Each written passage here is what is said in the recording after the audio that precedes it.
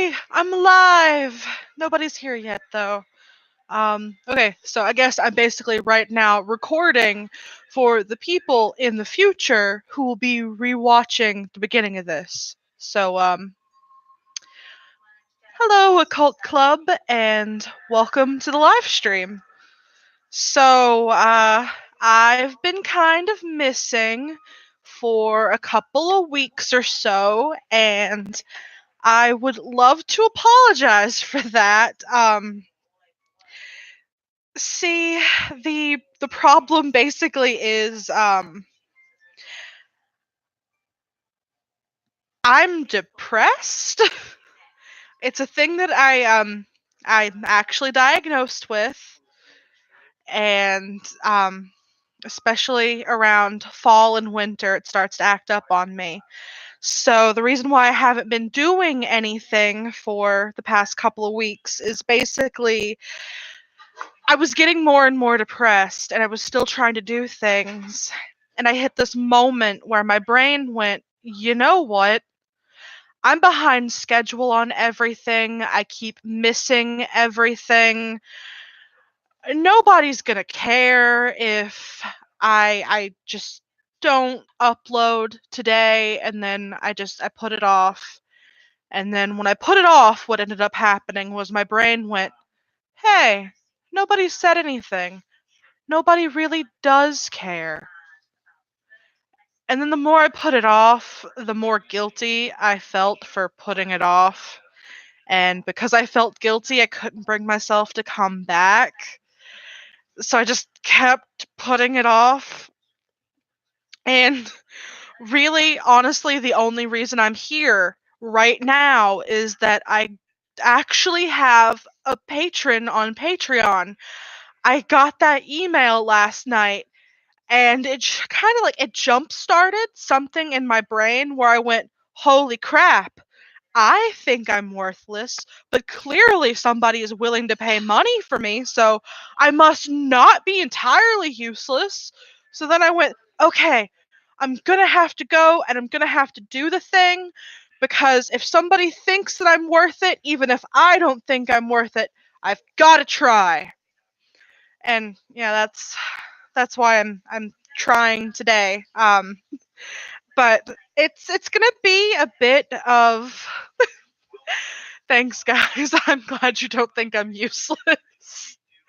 But it's gonna be a bit of a process because, well, stuff going on in life has been difficult. That's part of what's been causing the annual depression to act up a bit more than it normally does this particular time of year. Normally around October, I am just super happy because it's finally fall and it's my favorite month and my favorite holiday. And you can probably tell I'm into the spooky things. I mean, look at what I like to put on my channel. But um just life has been really tough. I've been working pretty much constantly.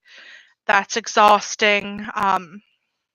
While I've been working a lot, my husband hasn't been working a lot, so we've been tight on money, and that's stressful and depressing. So it's been a lot of stuff putting stress on both of us, so we've both been kind of out of it.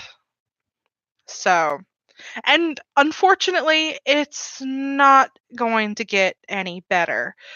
Um, as far as I'm aware, I'm going to be working 5 days straight, 8 hours a day for a while until October 21st, at which point I will start working 8 hours a day, 7 days a week until November 3rd, because where I'm working, we have a special open house event. And oh, right, I am supposed to put in to have the 1st, 2nd, and 3rd off, because November 2nd is actually mine and my husband's anniversary. We're going to be married for 3 years.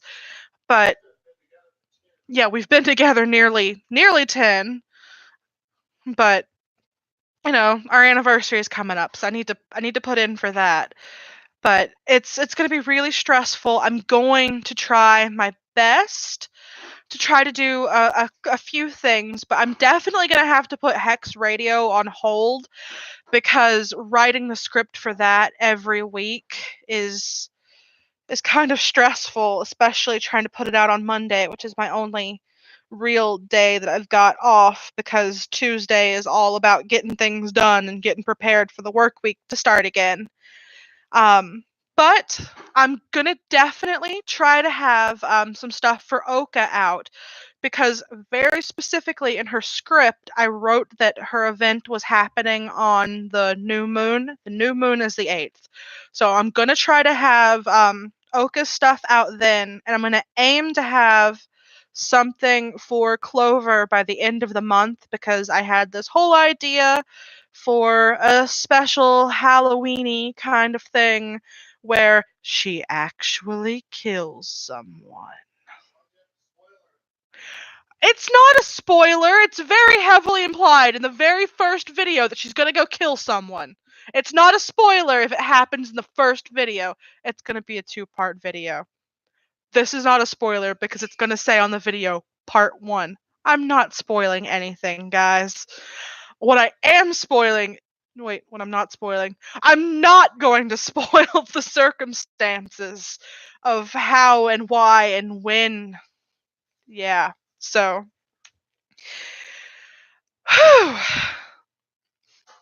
Okay, but because I'm not gonna be that active on the YouTube, let me take a moment to attempt to promote my Patreon a little because I will definitely be active on my Discord to kind of make up for the fact that I'm not going to be active on the channel. Um, you can catch me over there chit chatting, sharing pictures of the cats. Hi, Lily. My husband is also on the Discord, so you can chit chat with him. That guy that likes everything, he's on the Discord, so you guys can chat with him. I'm not sure which one of my subscribers, my new patron is, but he'll be on the Discord as well. My brother, the guy who does the artwork for Clover, he's on the Discord. You can chit chat with him. One of our best friends, Danny, she's on the Discord. She has my brain just blanked. She's got a YouTube channel, which if you want adorable, soft, soothing things, because my goodness, she has the voice of an angel and she sings like a siren. You can catch her singing on the Discord group as well, by the way. She just sometimes opens up the voice channel and just basically does karaoke. But yes, she breeds pigeons and she has her whole channel. She'll have like videos where she like cuddles and snuggles them. It's great. So yeah, I am kind of doing a little bit of a plug for her, but that's because she's like one of my best friends in the world. Speaking of one of my best friends in the world, one of my best friends in the world is also on my Discord. Me and her have been friends since childhood, like since we were 11, middle school. Lived in the same neighborhood, grew up together. So she's there and she's a big part in some of these spooky, creepy stories I'm about to tell. She's almost always in the comments section talking to me. So if you look out for Jessica down in the comments section, she's great. Oh, sorry that you can't find Danny's channel. I'm gonna have to go on my YouTube and fix up whatever the heck is going on with that because I know that you can feature channels in there, and I'm gonna make sure I feature hers in there. But just for now, like I'll link her in the description once I'm done with the stream. Just trust me, she's great. What do you mean want one? Oh yeah, I have to be up at like 8 in the morning tomorrow. Okay, sorry. Anyway. Oh, yeah. My condition is called sad. Yes. 1 second, guys. I have to take medicine. Thanks, honey.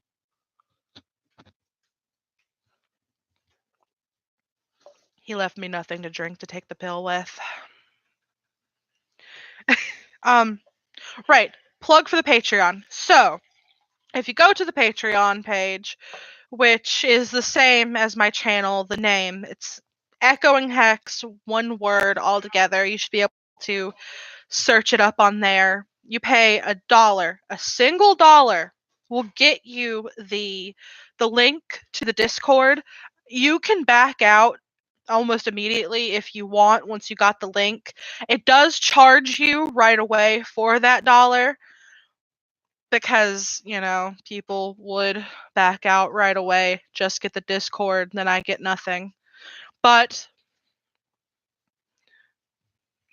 why did you walk back in here and distract me with your handsomeness? Okay, sure. But anyway, it's $1 just to get into the Discord. You can pay more if you want. Anything after $1 will get you a commission for voice acting work from me. I can read stories that you want. I could possibly redo one of my scripts, inserting like whatever your name is instead of saying pumpkin or apprentice or whatever thing I'm using to keep from having to use any pronouns or names for the listener. Nothing explicit, though. I'm not that kind of channel. I might curse a little, but I'm a family channel. Hi, Red! Oh god, why did I say that like that? Spooky time. I love spooky time. I haven't gotten into the stories yet. I'm doing a little tiny plug for my Patreon. Oh, no. No, this is not Christian stream. This is definitely pagan stream. I am very much witch. Promise. But, okay, now that I'm done being an idiot for like 13 minutes almost. Okay. So I did my little plug for the Patreon. I already told you that the thing is the Echoing Hex, same as my name. $1 just to get into the Discord. Discord is full of cat pictures, and you can talk to my artist buddies and my best friends and my husband and my other friend who runs a channel about birds. Okay, covered all that. Okay, so today is October 4th, and 4 is my favorite number, which is another reason to want to do a stream today. And I mentioned this last time that we did a stream, that for Halloween we were definitely going to be doing a stream about spooky stuff that's happened to us. I'm not sure if my husband will join in at any point. He's currently running around the house playing with cats and making dinner. But I definitely for sure am going to go over some actual spooky things that has really legit happened to me. I'm not lying. I am not going to exaggerate. A lot of these stories, my best friend from childhood, Jessica, she was there when they happened. She can vouch for me. I think I'm going to begin with. Okay, so if I ever. Yeah, I'm going to be eating at like after 9 o'clock. I get home at 7. We end up staying up to like 1 in the morning most of the time because I don't have to be up until 8. So, yeah, we end up eating pretty late. Kind of calls back to when I used to work third shift. Also, yes, Red, I would love to do spooky stories with you sometime too. Why are you guys so distracting? Okay, so the most. Okay, I keep getting distracted. I just made an unsightly noise. Okay, so if and when I ever do a face reveal, one of the things that's probably going to be noticed right away is the fact that I've got a pretty large scar across the left side of my face. I have had it since I was 4, and it's probably one of the weirder, spookier things that ever happened to me. You're setting a timer. Okay, thanks. My husband has set a timer so that, I don't run over time. And delete my video. Oh no, that fixed afterwards. Anyway, so I've got a pretty large scar across the left side of my face. It runs from the corner of my top upper lip. Of course, it's my upper lip and it's my top lip, but just kind of combined. And it goes across my cheek. The scar is longer than it looks at first because the bulk of it ended up fading out. You can only see how far it actually stretches in certain light. This scar, when I got it, went all the way through. I was basically half of a slipmouth woman. If you know anything about Japanese mythology, slipmouth woman is this samurai's wife who was caught cheating on him because she was just so gosh darn gorgeous she couldn't keep the men off of her. And he proceeded to slit her mouth from ear to ear. Apparently, during foggy days in Japan, you can sometimes run into her. She will be wearing a surgeon's mask and ask you if she's beautiful. After you answer, she takes the mask off and asks again. Depending on the story, if you say no, she'll kill you. If you say yes, she might either kill you or let you go. But the best way to get away from her is to run away throwing fruit behind you, because for some reason she has to stop and snack on the fruit. I don't know why. But point is I had a pretty bad cut. It's actually bad enough that when I was 4, I had to have plastic surgery to keep that side of my face from sagging, and so I could get like muscle function back. It went straight through everything. Pretty gross. I would know. They made the mistake of setting me down in front of the mirror before we got to the hospital to get me stitched up. But the reason why this is a spooky story and not just a really gross, awful story about something terrible that happened to me once is I'm not sure if it was either Father's Day or the 4th of July. All I know is that the boarding house where me and my dad were staying at the time was having some big get together. They were grilling out and having hot dogs. My dad had me on the back of his four-wheeler, and we were driving around through the horse fields. Yeah, that's right. I said horse fields. We lived in the middle of nowhere, out in the country. If you listen close, you might still be able to hear that little bit of a southern accent I got.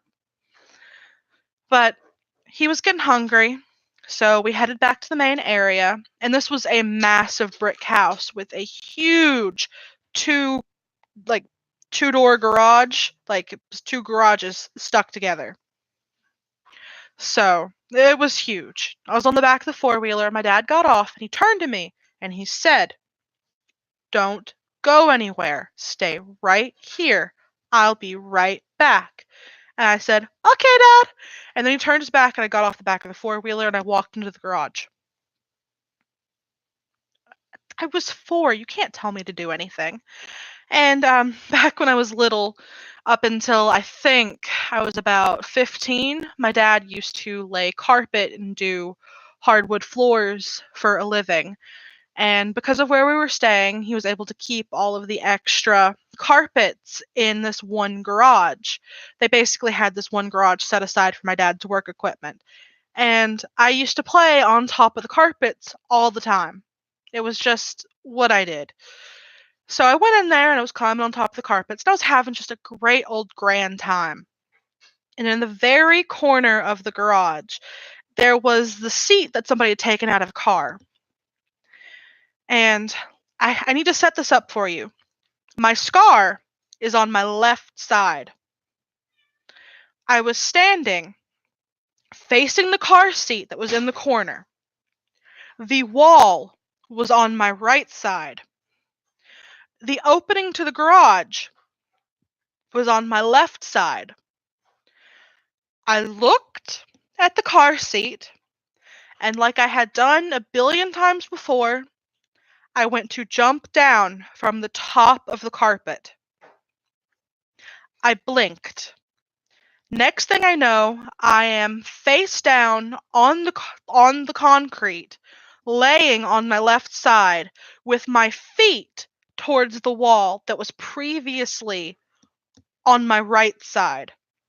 I was a good 6 feet away from the wall, laying on my left side. The only way I could have gotten that way is if I had turned and jumped away from the wall. I was 4. I probably wouldn't have made it that far. That is definitely not the direction I was jumping in. So here I am, laying on the ground, face down, wondering what the heck just happened because I'm definitely not where I thought I was. And I start crying because I'm 4 and I'm confused and the ground hurts. So my dad runs in and he's just panicking. Everybody is panicking. They want to know what happened. What happened? My dad scoops me up, and to this day, I will never forget this because he was running me towards the house, carrying me in his arms, looking me straight in the eyes. Are you okay? Are you okay? And I went, I'm okay, Dad, because I didn't hurt. I didn't feel a thing. And he screams at me, no, you're not. So that was when they brought me into the bathroom, set me down in front of the mirror, and I must have went into shock because I don't remember anything after that until I was in the hospital with my aunt crying about blood being in my eyes as they were stitching me up. So somehow or another, no one else in the garage, nothing in there that should have been able to cut my face. I managed to slice the side of my mouth nearly to my ear all the way through and land face down on that side on the ground in a position I could not have gotten into unless something had picked me up and thrown me. Oh, I am forgetting the best part. Huh? Yeah, it was sliced all the way through. Oh, yeah, he's got a point. I had no damage to my gums or my teeth, so clearly that didn't happen from falling onto anything and it slicing through. And the other thing is when they went into the garage, they found my blood on something that looked like it could have cut my face. It was the metal that the wheels to the garage door slide on, but that was a good 6 feet above my head and on my right side. So the only way I could have cut my face on that would be if something picked me up, slammed my face into that, and then tossed me aside. Because there's no way I could have jumped that high on my own. And no one else was in the garage. See, told you it was kind of spooky. Not entirely spooky, but definitely spooky. And since poltergeist was mentioned, this boarding house where me and my dad were staying, we were downstairs in a shared room. And I had the hardest time being in this room by myself because when I was by myself, the closet door would open all on its own. The lights would turn on and off all by themselves. The TV turned on and off all by itself and would flip through channels. I was convinced there was a ghost in this boarding house, and there were multiple times when we were staying there that I'd get pushed down the stairs. There'd be nothing for me to trip on. I know I didn't trip, just suddenly here I am falling down the stairs.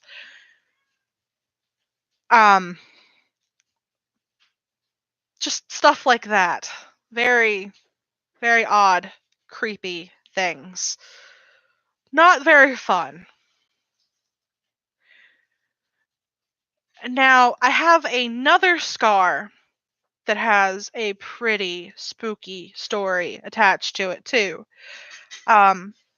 This one happened before the incident where I got my face cut, but my dad was at work and he had left me with some friends of his who had 3 boys about my age, except they were all about my age, so they were going through the whole, oh my god, girls have cooties, stay away from her. So I basically had to play by myself and keep myself busy. And they lived out in the middle of nowhere. I'm talking, we had a gravel road that led a mile to the nearest actual paved road. They had a go-kart track in their backyards. I wasn't allowed to play on the go-karts because I was a girl. Pretty sucky. But so I was out front playing by myself and I saw 2 other girls standing kind of at the start of the gravel road where I could kind of see them through the trees, and I wanted to play. So I was like, hey, do you want to play?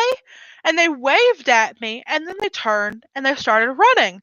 So me, in all of my like 4 or 3-year-old infinite wisdom, went, okay, I guess we're playing tag. So I went chasing after them.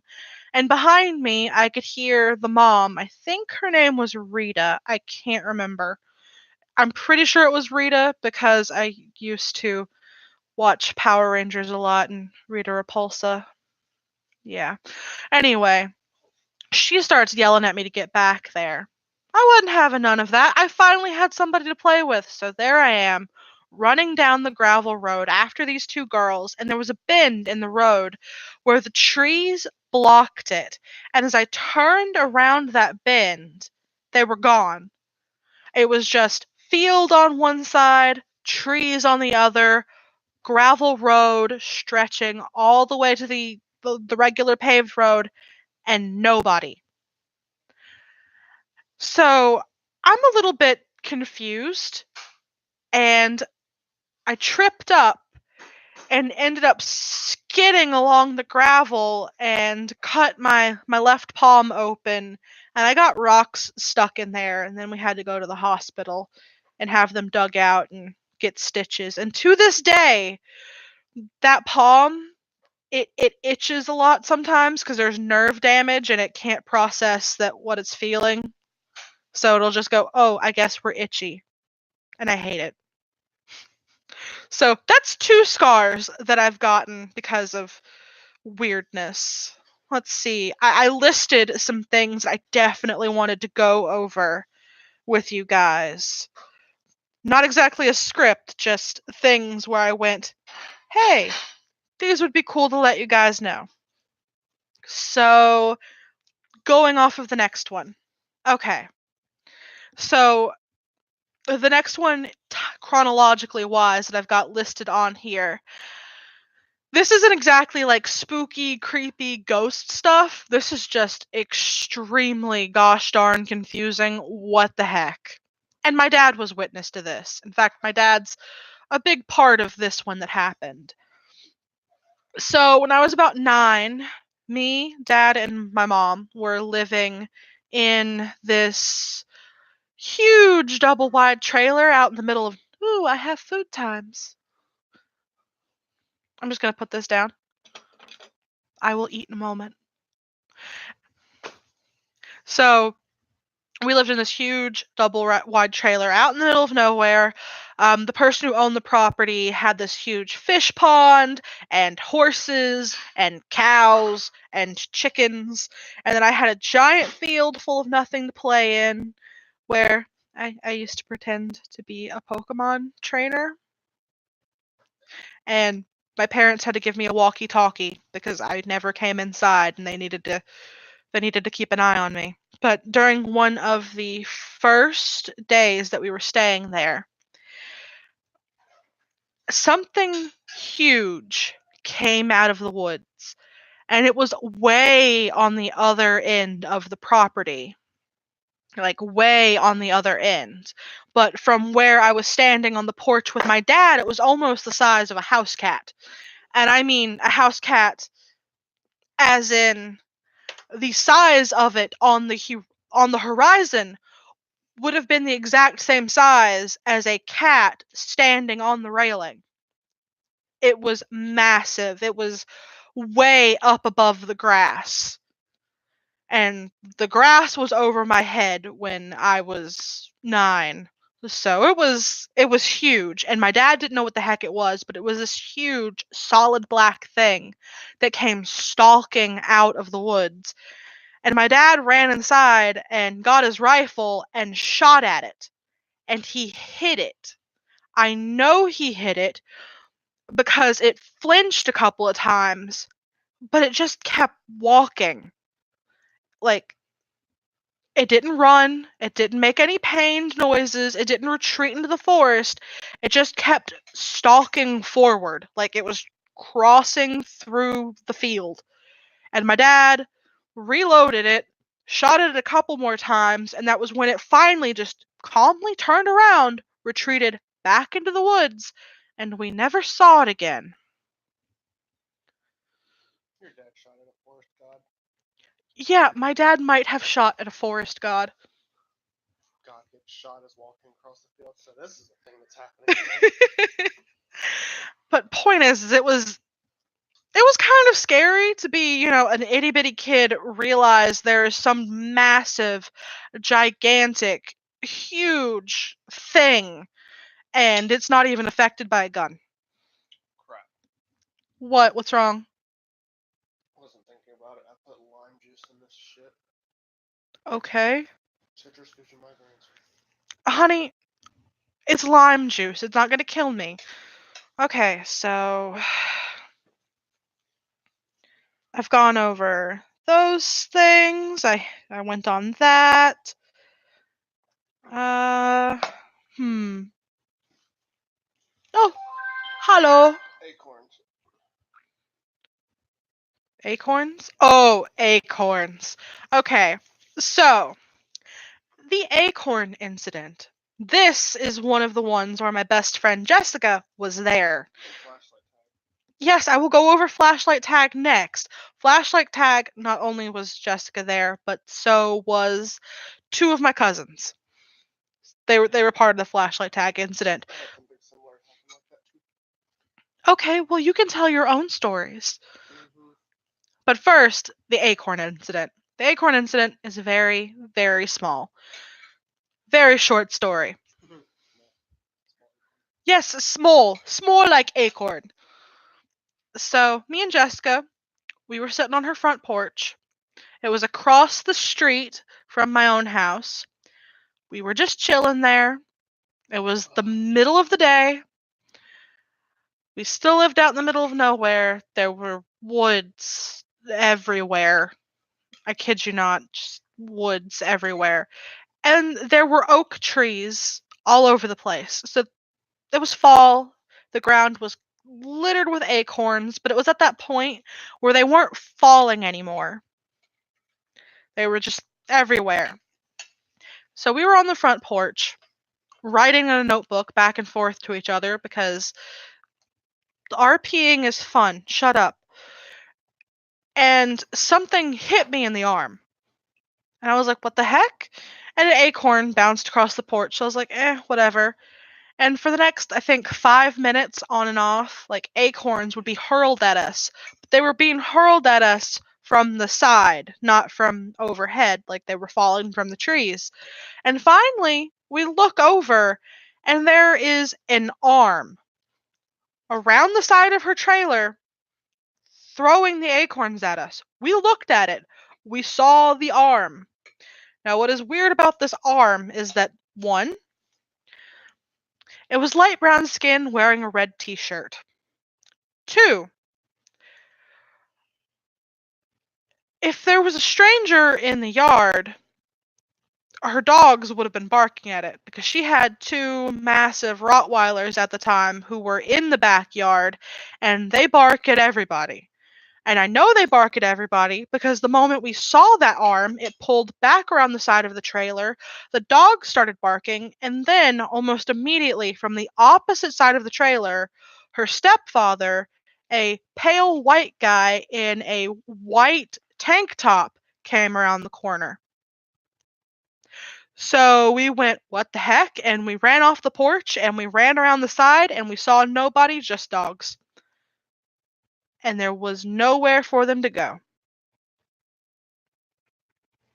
That would not be the first time that we happened to see a lightly brown arm with wearing red in these incidents. Because next incident is the flashlight tag incident. And this is probably one of the creepier, weirder things. This is too salty. I'm sorry you made the food too salty, honey bunny. Well, it's not salty. It's the lime juice. I lost the cork somewhere in there. So, flashlight tag incident. My cousins, Erica and Justin, they were staying over. And we decided that we were going to play flashlight tag. And flashlight tag. I say flashlight tag, but it was more like flashlight hide and seek. Same difference. Point is we were going to be hiding in the woods. And my cousin Justin, we had 2 flashlights. Me, Jessica, and Erica, the girls, we had a flashlight. We were going to go hide. Justin had a flashlight, so he could find us. He was inside. He counted until a certain amount of time. We went to go hide. Now, where I lived, there was this really weird tree up an embankment back in the woods. And it was behind a bunch of brush where you could sit up there and you could watch the entire yard. You could see everything. The woods behind the house, the creek, the other trailers way on the other side of the woods, the dog lot where my dogs were, the trailer, the front yard, the road. You could see everything. So we decided to hide up there since he didn't know the area and I knew that, even during the daytime, you could look where I was and not see anything. So all 3 of us, we were hiding up there with our flashlight. And we watched my cousin come out of the front door and turn his flashlight on. 1 flashlight. We only had 2 flashlights. He had 1. We had 1. He walked around the side of the trailer and down into the woods. And a moment later, there were 2 flashlights in the woods behind the house. Searching in entirely different directions, and I mean moving from side to side like they were searching, wandering about. And then there was a 3rd one. By this point, watching this, we were kind of freaking out a little bit. Because where did these other 2 pairs of flashlights come from? What the heck is going on? So Erica, being the oldest, volunteers to go see what the heck is going on. So she takes the flashlight, she gets down from the embankment, and she goes out to investigate. So now there is 1 flashlight belonging to my cousin, 2 unknown flashlights, and the 4th one from Erica who just went down to investigate. So me and Jessica, we're sitting up there and we're watching all this. And, well, Jessica's never had much of a stomach for creepy things. So she was definitely freaking out more than I was. At this point in my life, I had seen so many weird things. I was kind of desensitized to the entire experience. I was just like, oh, wow, this is creepy. Well, nothing's killed me yet. That was pretty much, huh? Like the pool. Oh, I forgot to write that down. I love you. Thank you for reminding me. Ooh. So, but basically my entire state of mind was if it hasn't killed me yet, it probably won't, and I'm okay. So Jessica was freaking out. She decided she was going to make a run for the house. I was like, okay, yeah, sure, whatever. So she goes off without me. She doesn't have a flashlight.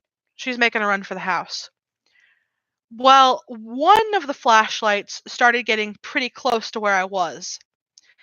And I can never remember if Justin was wearing a white shirt or a red shirt that night.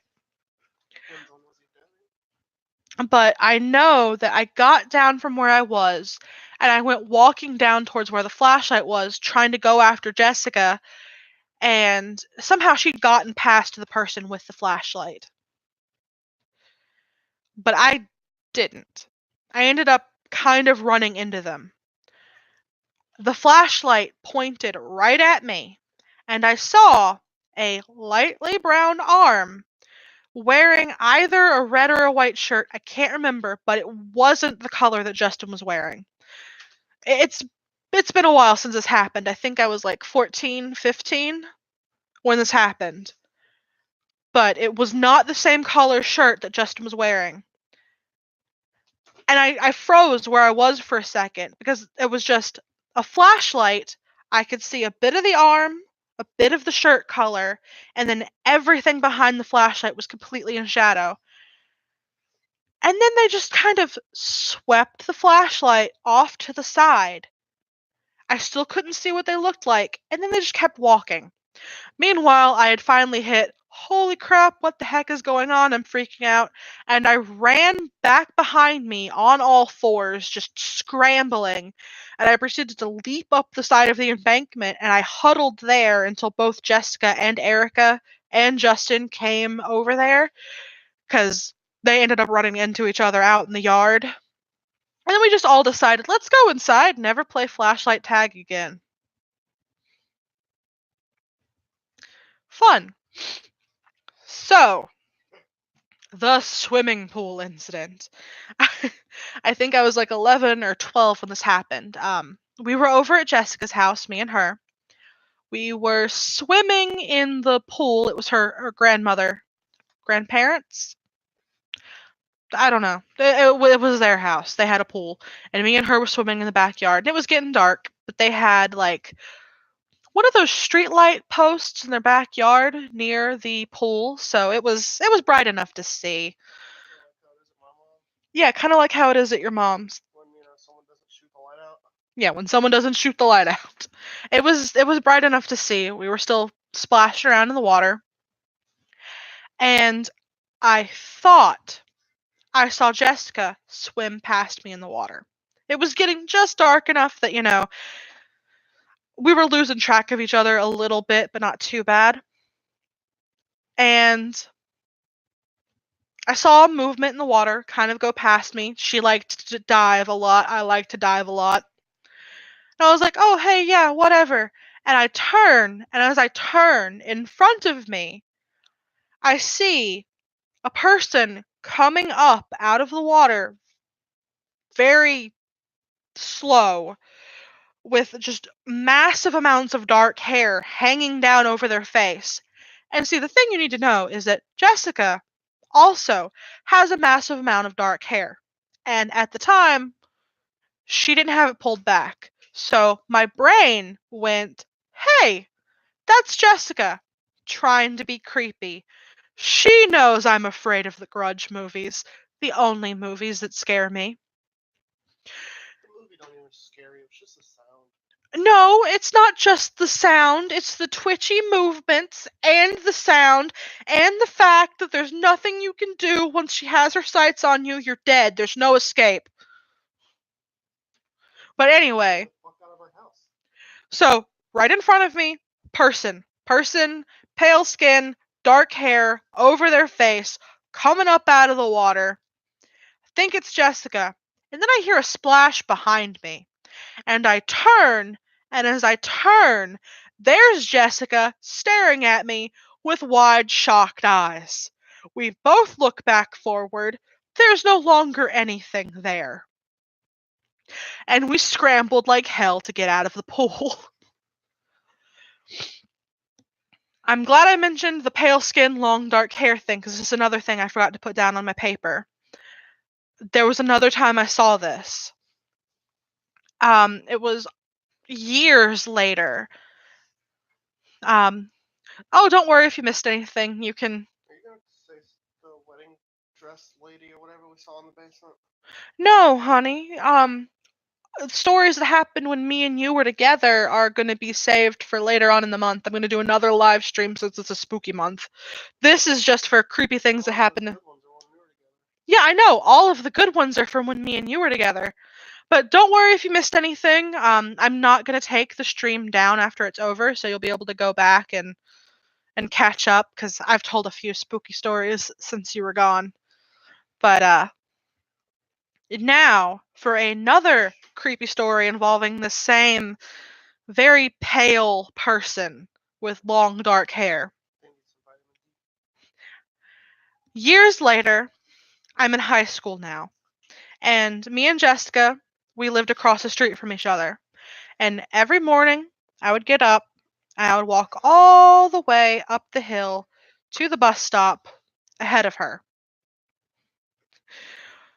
Oh, my life is more interesting than yours because my life is hell. Holy shit, my life is hell.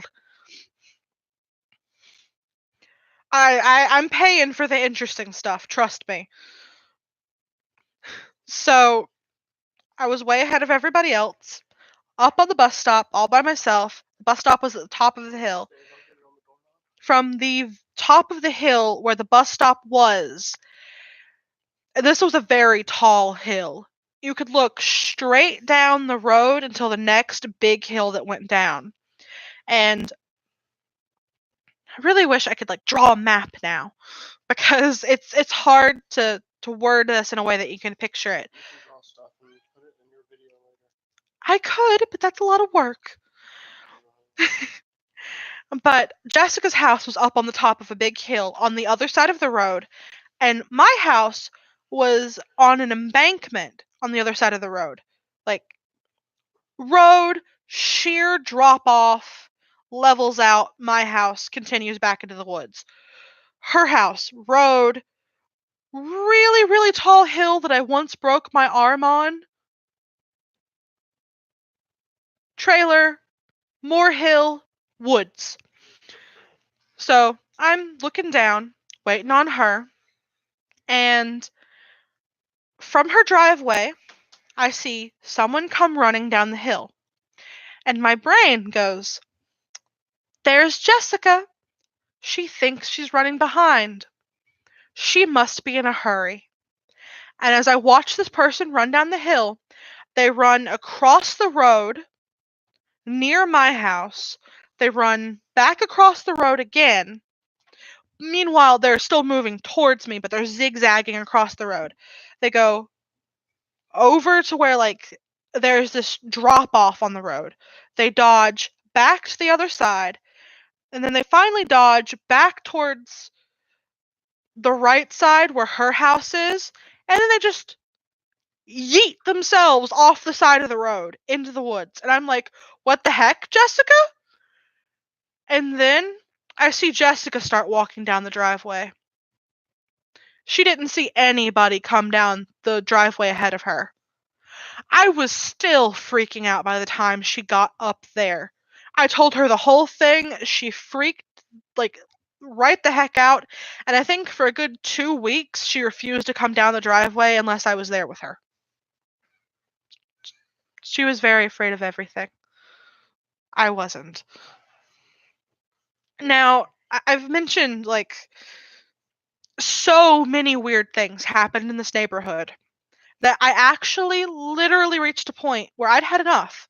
I'd had enough of being fucked with all the time.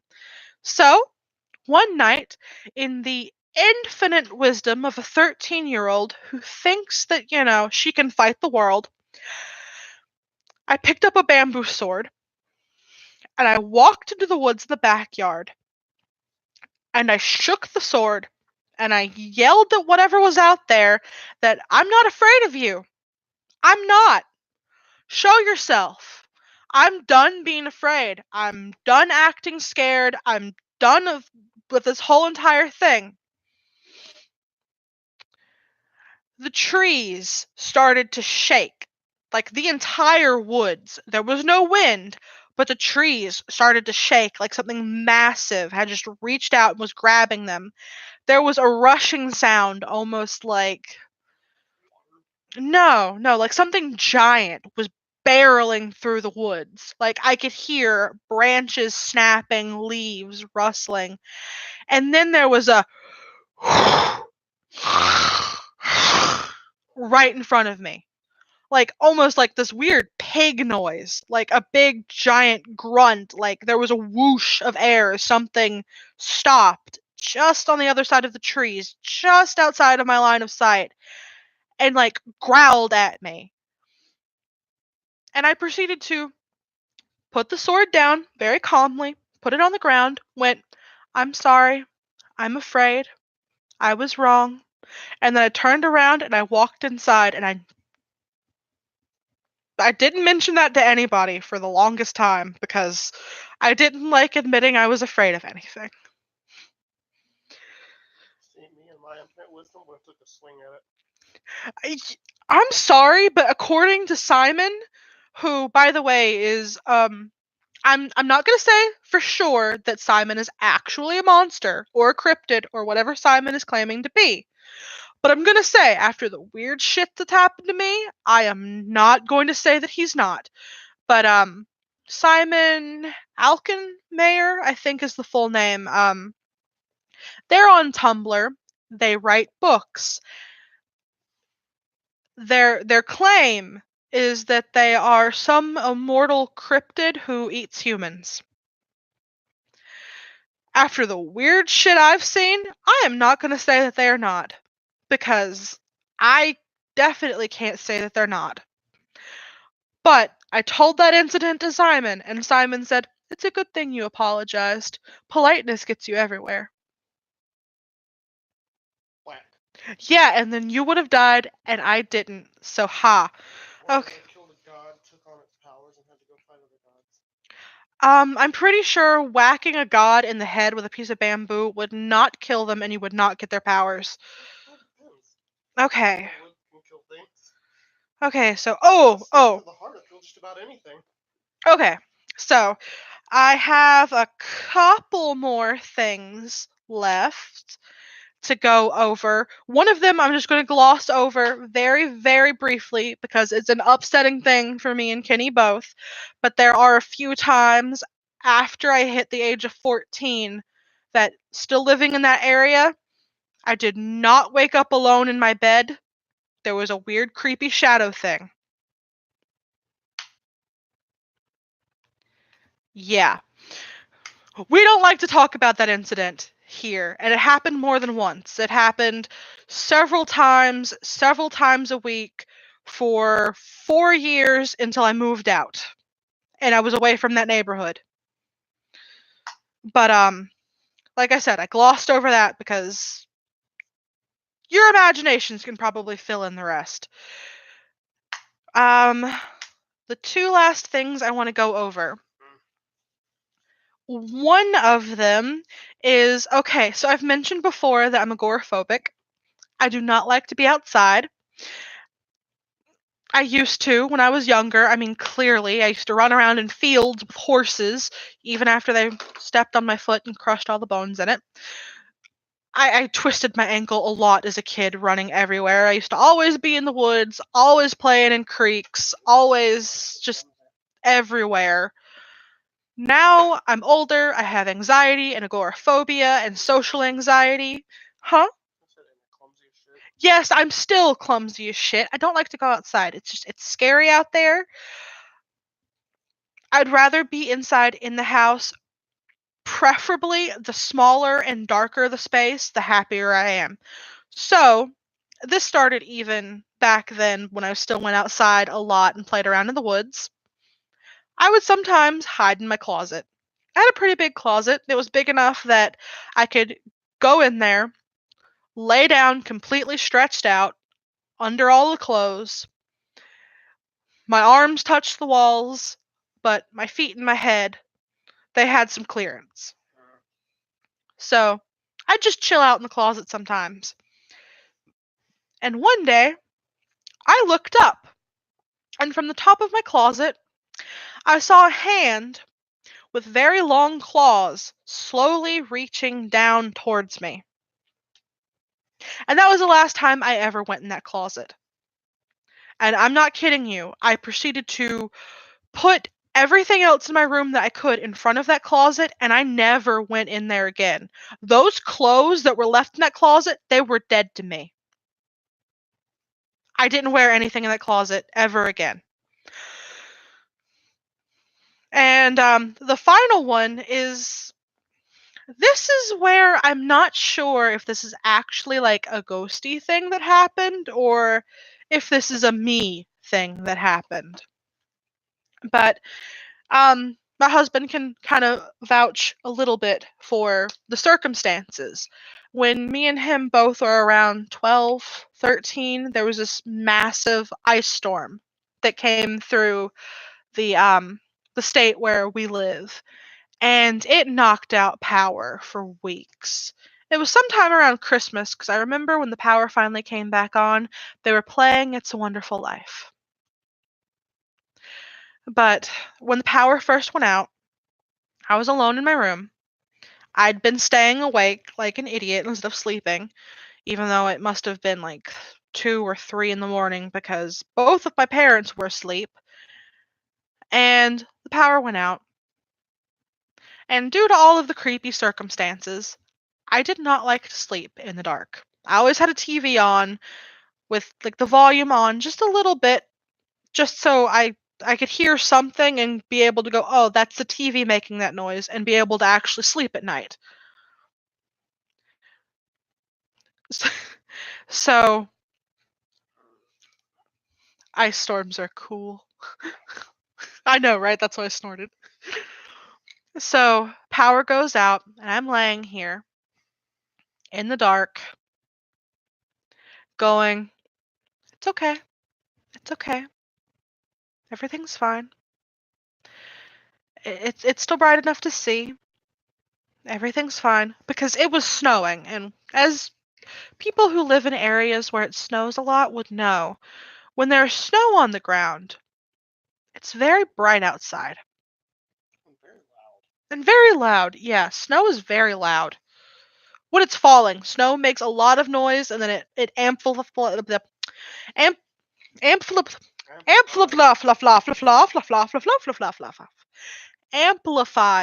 of the other noise.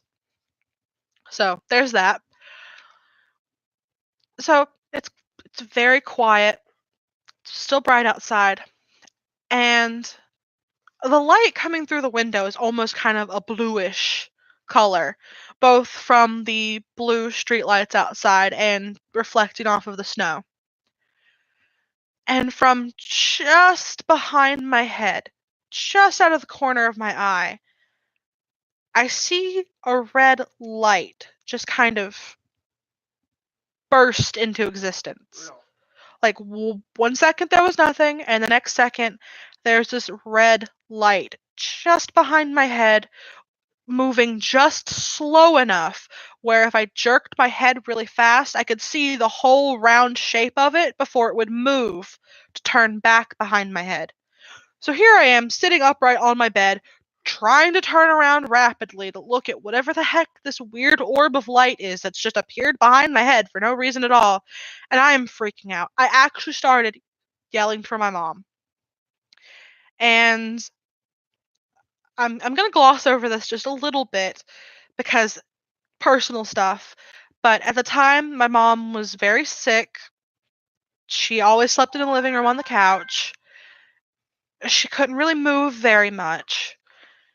Her ankle was completely shattered. She would hobble around the house anyway on it because she was a tough ass bitch and she don't care. But point is I was screaming for my mom because I was like 11 and terrified of the dark, and now there's some weird bright light that's red and glowing in the dark with me, and I was just freaking out.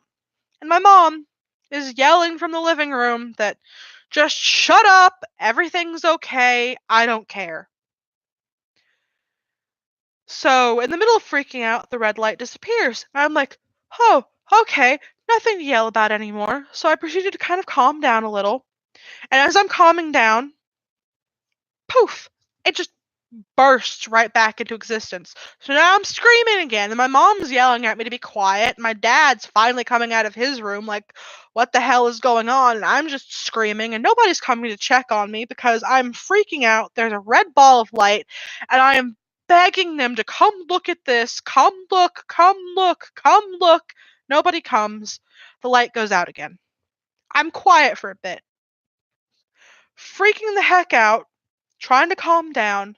The moment I get my breathing under control, poof, there it is again. Finally, I had enough of that. I ran out of the bedroom.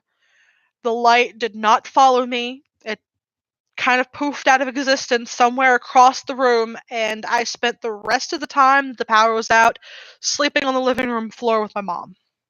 My mom was on the couch. She wasn't on the floor. I was in the living room with her. Just so you got that. Also, I said that was the last one, but I forgot to mention the weird shadow. So, final story. This is from, I think I was 19 at the time. I was living in an orphanage.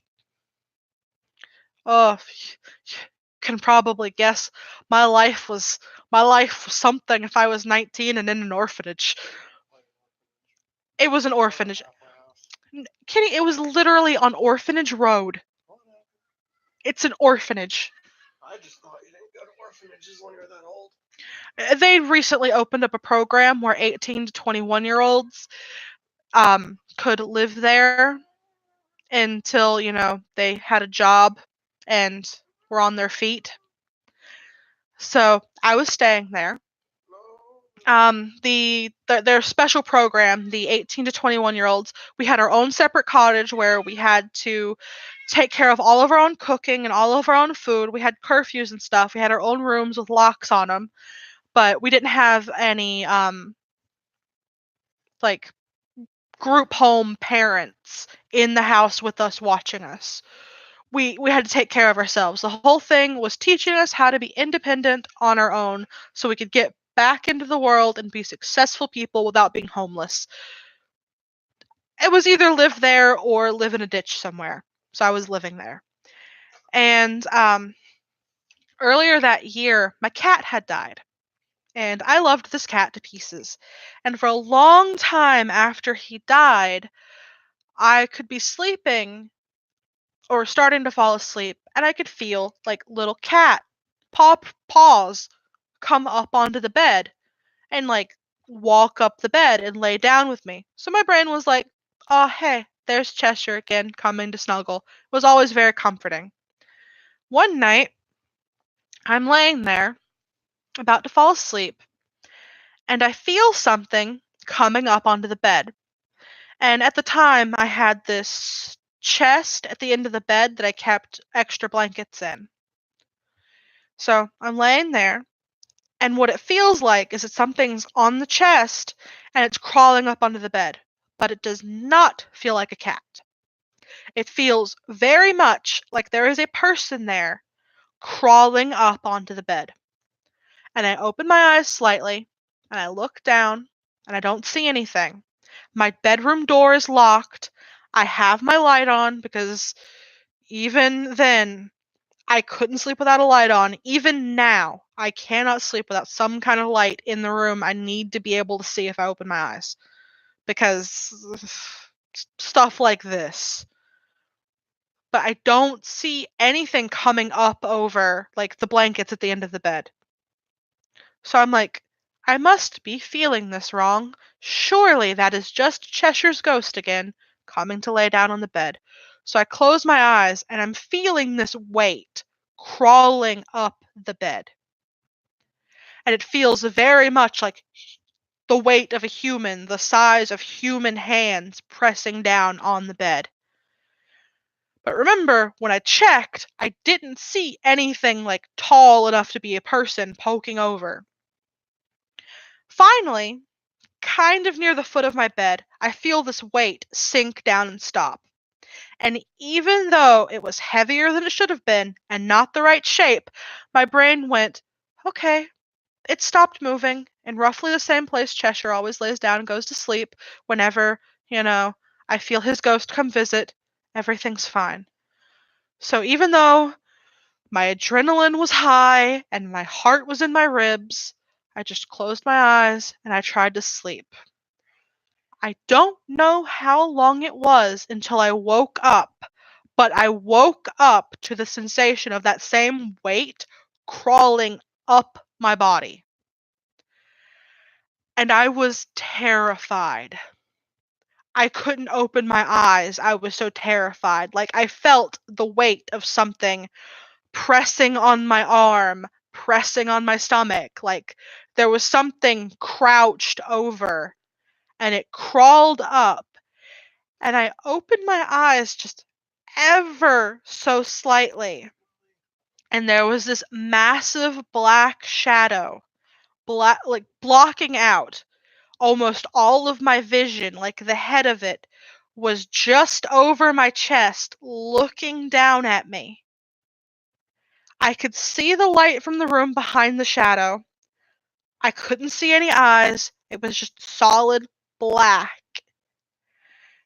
And my brain proceeded to go, I'm going to close my eyes now and I'm going to go back to sleep. And when I wake up, this is all just going to be an awful nightmare.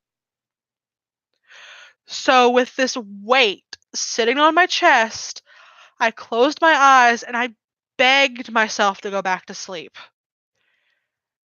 And I don't know how long it took because I was way too afraid to go to sleep.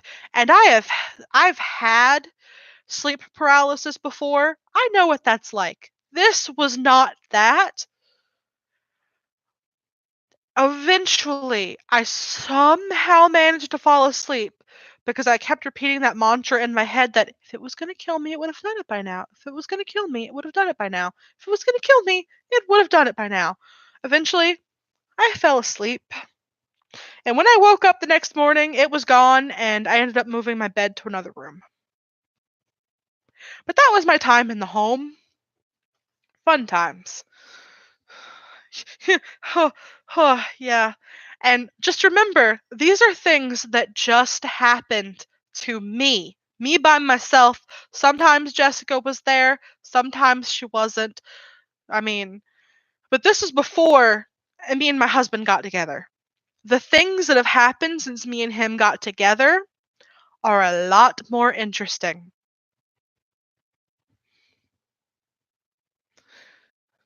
Now, I would like to eat my food. Would you like to take the headset and talk about the basement? No.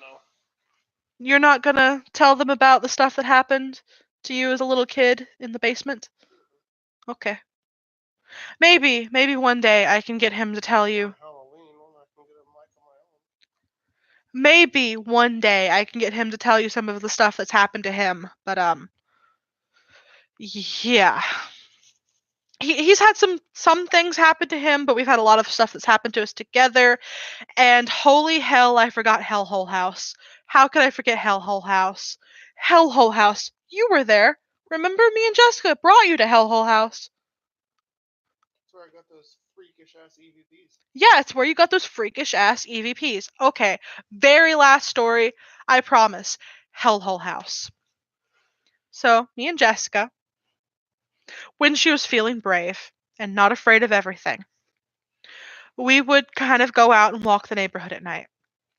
And there was this abandoned house, like an actual house, not a trailer like where we lived, way down the road headed towards the water treatment plant where the fancier people lived. Don't know why they would want to live near the water treatment plant because whenever the air blowed from that direction, it was terrible. But point is, we walked down that way with like our flashlights and little recorders because we were going paranormal investigating. Because I think at the time we were like, what, 16? I think we were 16. We were still in high school, but we were gonna go investigate. And there was this abandoned house. And we were like, oh hey, cool. Let's go investigate. So we went in. It was open, there was glass shattered everywhere. There was a room that had gigantic car tires in it. We were recording, we were talking, we were looking around. Every time a car came onto the road, we turned our flashlights off and like huddled there. Sometimes we could hear coyotes howling in the distance. Very, very spooky atmosphere. Perfect. Eventually, we worked up the nerve to go investigate upstairs. Was this when James was with him? No, this is not when James was with us. James is Jessica's, at the time, boyfriend, currently now husband. But me and her on our own that night, we went upstairs, we kind of looked around a little. We found this weird room. It was sitting between two other rooms, it didn't have a bathroom in it, so it wasn't like one of those Jack and Jill bathrooms where it's a bathroom shared between two rooms. It was more like a weird closet shared between two rooms. But there was a hole in the middle of the floor, which is weird because when we were downstairs, we did not see a hole in the ceiling anywhere. But there was a hole in the middle of the floor leading to just pitch black. And on the wall were written the words in red, hellhole. It's funny when I say it like that. And we were like, okay, this is kind of weird. I guess we're gonna get out of here now. So we left. But it was weird. It was so weird that about a week later, me and her came back with her boyfriend James. Now, James, before this point in time, he was very much like my own precious husband. He was sweet. He was soft spoken. He was dorky. He was just an adorable, shy, kind of emo kid. I'm not saying you're emo. I'm just saying he was kind of emo. Like he had long hair that he wore over his face. How Jessica and James ended up dating involved this whole cute thing where he just randomly held out a candy cane at her without saying anything. He was just this quiet, tall, skinny, dorky kid who never did anything wrong, didn't know how to raise his voice.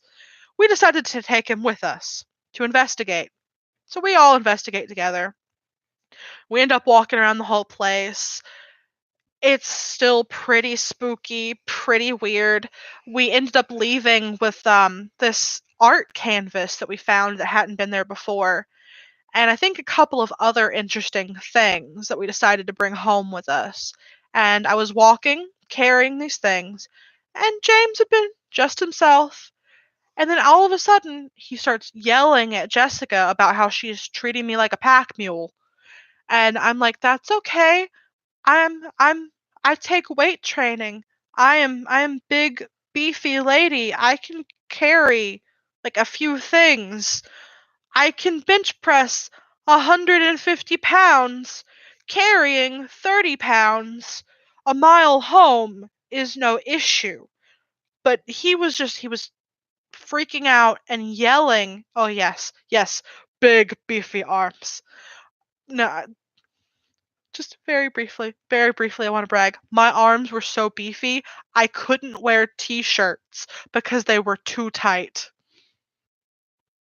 Anyway, so all of a sudden, James just starts yelling at her and just being a gigantic asshole and cursing, and she doesn't know what the heck is going on because he's never been like that. So she's arguing with him, and from that point on until this day, today, as far as I'm aware, out of nowhere, he will just occasionally have these moments where he goes from being his normal sweet self into gigantic asshole who yells at everything. And we are convinced it's something in that house attached itself to him. That happened to me for a little bit too. Yeah, it happened to Kenny for a little bit too. Do you want to explain? Think What's to explain? I don't know how you were acting, what happened afterwards. Same old same. I'd like to eat. No. So explain shit. I don't know what to explain. I came out of the house an agitated bipolar mess. In case you didn't hear that, he came out of the house an agitated bipolar mess. That was also the night me and you and Jessica when we went there, and I started going upstairs, and y'all started getting weird feelings. That was also the night when we were reviewing those damn tapes that I heard some weird shit yelling to get out and then growling and shit. See, this is why I wish you had the headset on so they could actually hear you. Mm-hmm. Did anybody hear that? Please raise your arms if you heard that. Yes, your whole arms, not just your hands. Just raise that whole arm. like your eager kindergartners with a question. Okay, I think they heard you. See, unlike last time I did a stream, he is not on the other couch on the other side of the room. He's actually next to me. So, Playing with cats. yes, he's playing with the cat. Thor likes to play fetch, so he's throwing a hair tie and Thor is running and getting it and bringing it back. Thor is a precious, sweet little baby. I love to pick him up and cuddle him. But we definitely have to tell you about some of the weird stuff that's happened since me and him have got together, and we're gonna be saving that for a stream later on this month. I can't remember a lot of stuff that's happened to us together. I can probably throw some of my stuff into that one. Okay. Like, walking through the junkyard at my, I guess, step grandparents. Step grandparents. I don't know. Point is, walking through their junkyard, and they lived in an area where the Civil War stuff happened, and I saw stuff hanging from trees. Oh, and that time we were at the graveyard in the area where they buried the soldiers and we heard voices. It wasn't voices, it was an entire fucking battle going on. Yeah, but I mean, mostly what we heard first was voices. We've heard some weird stuff since we've been together. Ooh, I'm so excited to tell them about the flea market incident. Oh, God, that was terrifying. I don't understand that. I don't know. Honestly, I think what happened in the basement that I thought was you is more terrifying. Okay, yes, the basement is terrifying, but that technically mostly happened to you by yourself. Yeah.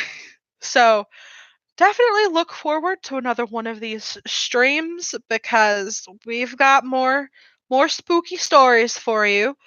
I have got to end the stream soon because I have dinner that is sitting here that probably needs to be reheated. It's 10 o'clock at night. I've got to be in bed soon because I've got to be up at 8 to go to work 8 hours. Woe is you. I have to go do it as well. Oh, you almost always work 8 hours. It's not normal for me to work 8 hours. I know. I work 6 hours and then it takes me 2 hours transit wise to get to and from. So I'm gone 8 hours, but I work 8 hours and it takes me 15 minutes to get to this. oh, hush your mouth.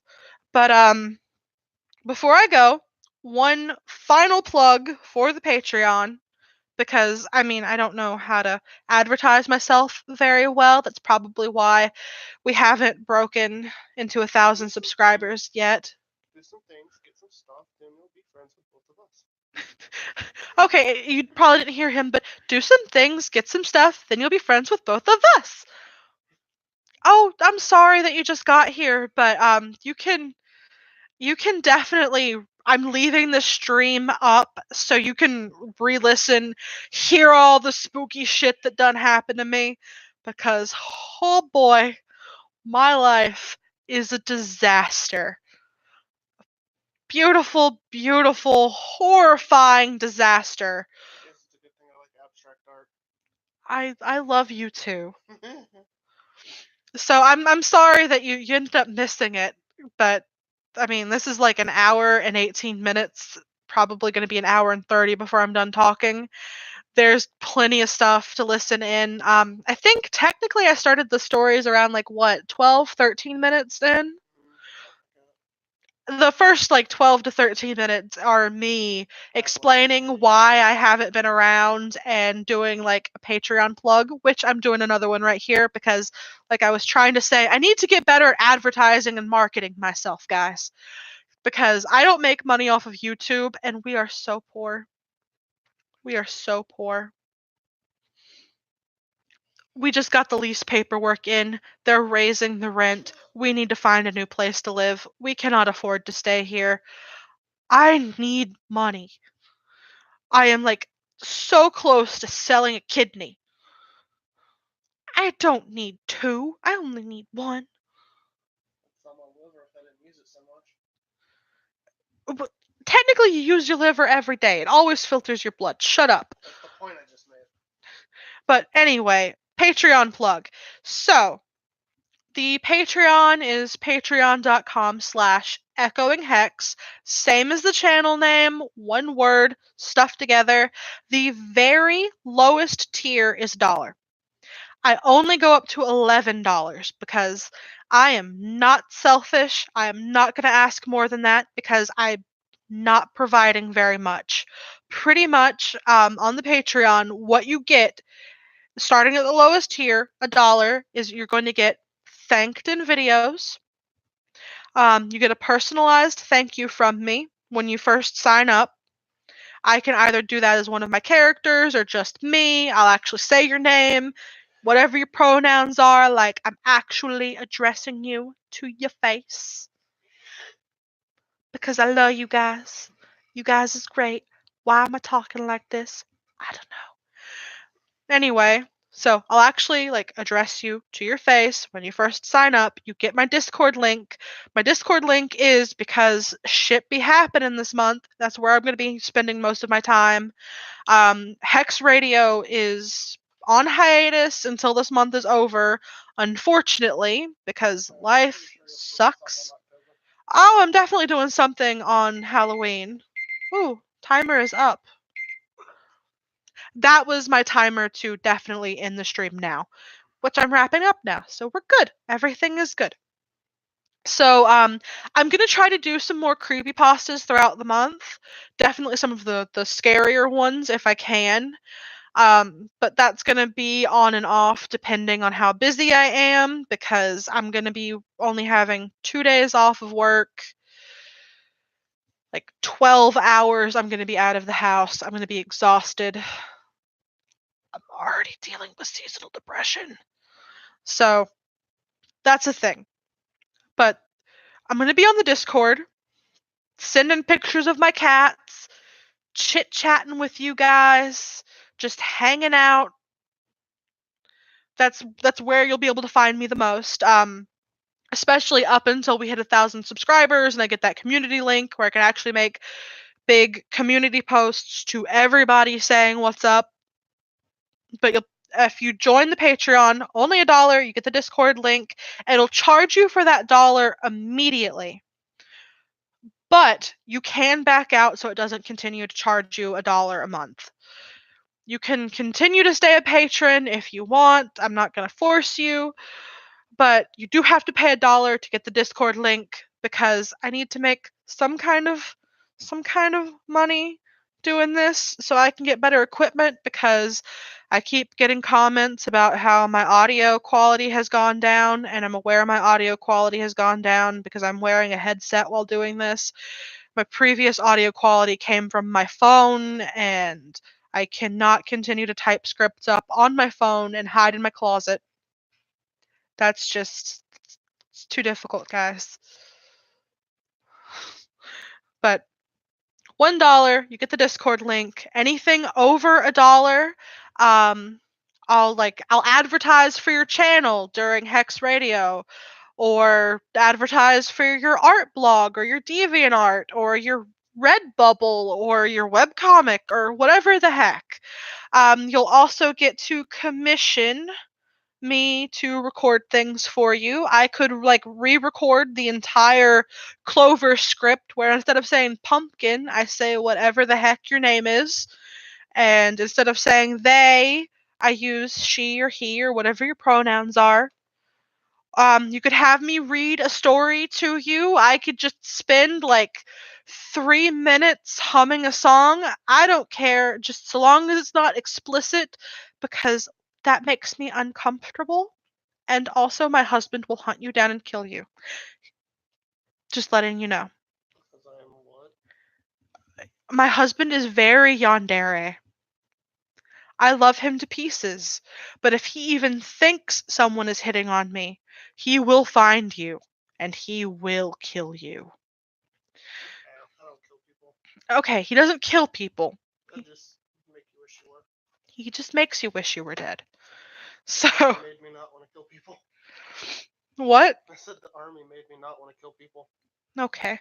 But point is I'm not gonna do anything explicit or anything like that. So don't expect to get any videos about me telling you to take out your dick or talking about titties. I'm not going to be talking about titties, guys. I'm sorry. That's awful. What? Okay, the closest you guys are ever going to get to me talking about titties is if you join the Discord group and go to the media sharing where I posted a picture of a pair of amazing mushrooms that I saw last week. They were amazing. I call them lewd shrooms. It was great. So anyway, that's reasons why you should join the Discord, because you'll get to be part of all sorts of, hey, look, I found mushrooms that look like boobs, or oh, hey, look at my cats, or hey, I think it might be really cool if I start doing videos as this character. Here's me attempting to try out the voice. What do you think? So if you join the Discord, it's only $1 to join the Discord, and you only have to pay it once. You can back out after the first time you pay. You'll get to participate in all of the fun stuff that doesn't happen during streams or on the channel. Like, I let everybody on the Discord know, hey, guess what? I'm going to do a stream tomorrow. I can't let the people on the channel know that because I don't have a community tab yet. I can also show them pictures of my cats or pictures of mushrooms that look like boobs. Alternatively, sometimes you just turn on voice chat. Yeah, alternatively, sometimes I might just turn on voice chat and chit chat just for the people on Discord. I haven't done that yet because there's only two people from my channel on Discord. The other people on the Discord that I have are my husband. He interacts very rarely. My best friend Jessica, who got mentioned several times during this because goodness, she was there for a lot of the creepy stuff that happened. She can vouch for me. My brother, who drew Clover, he's an amazing artist. You guys should commission him if you have the money and you want him to draw things for you. He also said that he might do fan art sometimes. So, like, that would be great. Um, my brain blank. Danny. Right. After I'm done with the stream, I'm going to go edit my YouTube page a little bit to feature channels. Danny is a friend of mine who breeds pigeons. She is actually in the process of making her own breed of pigeon by, unlike others who breed for coloration and what looks best or what will perform best during like flight or whatever, she's going to be breeding for like the smartest, friendliest, healthiest pigeons. So she's gonna be ended up making her own pigeon breed. It's great. It's a endeavor she's just started right now. She's got videos where she like cuddles and talks to the pigeon babies. They're so small and so cute, and I love them. If I didn't have cats, I would have a pigeon, but I have cats. Also, she's in like the Discord. She has her own little like voice channel where sometimes she just sings, and she has the voice of a siren. I'm not even kidding. She could lure people to their deaths. So, She's very knowledgeable if you have any bird related questions. oh yeah, she's very knowledgeable, especially if you have bird related questions. I mean, that woman knows a lot of things. Her husband also knows a lot of things. So, she's great. She's like the ultimate mom friend. I love her. Danny, I love you. If you're listening and you're out there, I love you. Anyway, I'm gonna wrap this up now. I did all my spooky stories. I did multiple plugs for why you should become a patron just to get into the Discord, which I make sound so much more awesome than it is currently, but especially during this month, I'm going to be in there more than I have been because of work. Yeah, super busy. And don't worry, people who unfortunately missed most of the stream and you just got here. I'm leaving the stream up so you can still like go back and listen to all of the spooky stories. Yes, 30 seconds. Anyway, here at the end of the stream, I'm just going to take a moment to briefly thank that guy that likes everything. He was technically my first patron. He's one of the people who he donated $1, he got in, he got the Discord, he canceled the Patreon. So, he's in there. I'm not blaming him. I said that's a thing that he can do. He did the thing. And my other special thank you is going to go to Marco. He is my brand new patron. The reason for this video? Actually, he's the reason why this video is coming up, because I was in a gigantic slump. I was thinking that I was useless and worthless and nobody should listen to me because what the heck am I even doing? And then he became a patron and my brain went, holy crap, somebody is willing to pay money to listen to me talk about nothing. Well, I guess I've got to force myself to get back out there. So if it wasn't for Marco, I would probably still be like lying on the floor going, man, I feel so guilty that I'm not doing anything. I feel so guilty that I'm going to continue to not do anything. So, anyway, thank you everybody who showed up. If you missed anything, don't worry, it's staying up. And I hope you all have a great night. Have a very spooky Halloween month, and making more unsightly noises. Is it unsightly if it's a sound? Mm-hmm. Okay, unsightly noises. Anyway, have a great night, a spooky Halloween month, and happy hauntings, everybody.